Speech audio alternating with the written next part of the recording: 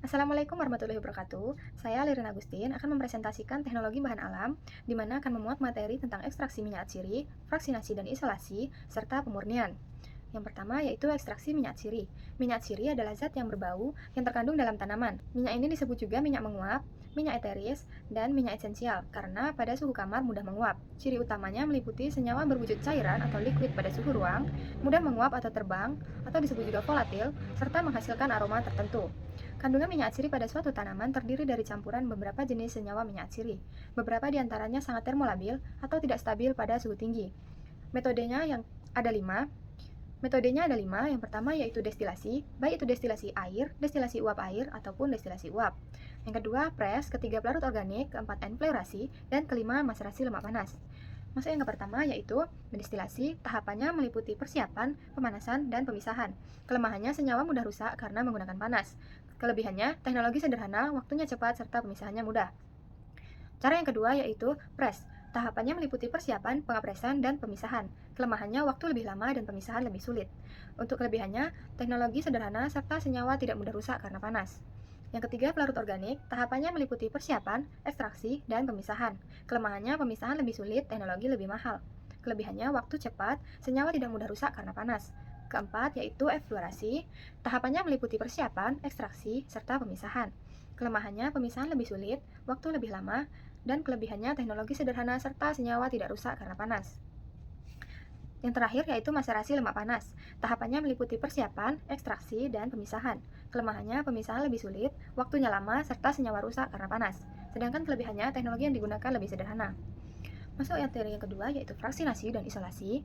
Fraksinasi berasal dari kata fraction atau bagian, yang secara harfiah dapat diartikan sebagai mekanisme untuk memilah-milah suatu kumpulan menjadi beberapa bagian atau fraction, atau dapat dikatakan sebagai proses pembagian kelompok. Tujuan fraksinasi yaitu mendapatkan fraksi atau bagian tertentu dari suatu ekstrak, serta melakukan isolasi atau pemisahan satu senyawa metabolit sekunder tunggal. Fraksinasi terdapat dua cara, yaitu ekstraksi cair-cair dan kromatografi, yang mana kromatografi ada 5, kromatografi kertas atau kromatografi lapis tipis, kromatografi kolom, vakum liquid kromatografi atau VLC, size exclusion chromatography atau SEC, dan solid phase extraction atau SPE. Ekstraksi cair-cair. Yang pertama dapat meningkatkan polaritas, yang kedua ketidakcampuran antara dua komponen pelarut yang digunakan, dan dapat diprediksi senyawa yang terlarut. Seperti senyawa nonpolar, yaitu contohnya lemak atau lilin, terpen, dan steroid. Senyawa semipolar seperti kumarin, fenolik tak terglikosida atau flavonoid, dan alkaloid. Kemudian senyawa polar, yaitu flavonoid glikosida, alkaloid, dan kuartener.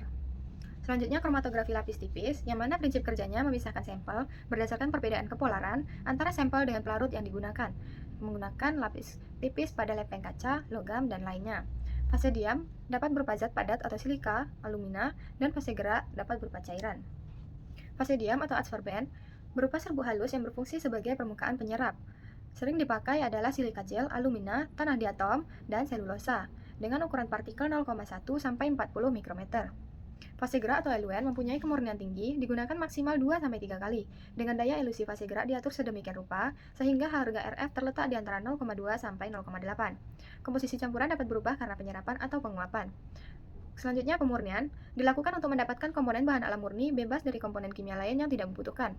Prinsipnya, pemisahan antara dua zat atau lebih yang saling bercampur untuk mendapatkan suatu zat murni dari suatu campuran dengan tingkat kemurnian 95-100%. Pemisahan berdasarkan peristiwa fisika atau kimia. Pemisahan secara fisika tidak mengubah zat, sedangkan secara kimia, satu komponen atau lebih direaksikan dengan zat lain sehingga dapat dipisahkan.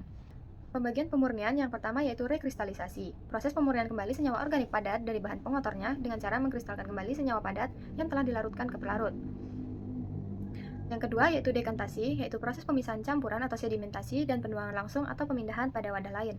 Yang ketiga yaitu sublimasi, yaitu senyawa yang mengalami konversi dari suatu padatan menjadi gas tanpa melalui fase cair, dengan cara memasukkan senyawa pada suatu sistem vakum.